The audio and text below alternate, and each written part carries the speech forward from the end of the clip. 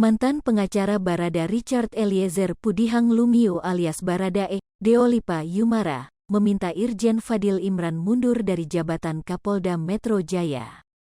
Permintaan tersebut imbas peristiwa Fadil Imran memeluk ex-Kadif Propam Polri, Irjen Verdi Sambo.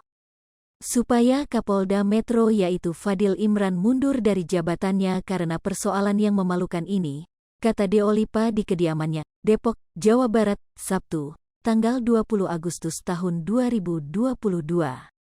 Deolipa mengungkap alasan mengapa Irjen Fadil Imran mesti mundur dari jabatan Kapolda Metro Jaya.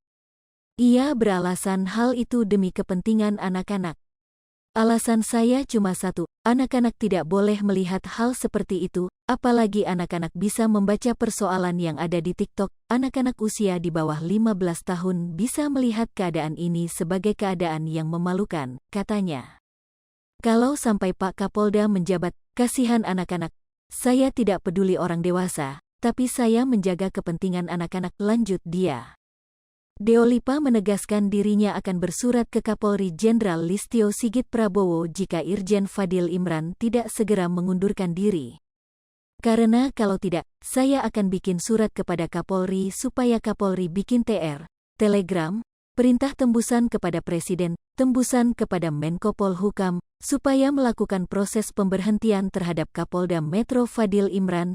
Kepentingan hanya melindungi anak-anak dari pikiran-pikiran mereka yang jahat, jangan sampai mereka terpengaruh, katanya. Diketahui, Irjen Verdi Sambo ketika masih menjabat Kadif Propam Polri bertemu Kapolda Metro Jaya Irjen Pol Fadil Imran pada Kamis, tanggal 14 Juli tahun 2022. Verdi Sambo dan Fadil Imran saling berpelukan erat. Bahkan, Fadil Imran sempat mencium kening Verdi Sambo.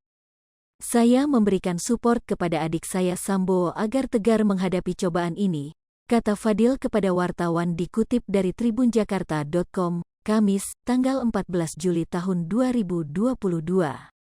Mantan Kapolda Jawa Timur itu menerangkan sebagai manusia, permasalahan apapun bisa terjadi pada siapapun. Ini tidak mudah dan dapat menimpa siapapun, ucapnya.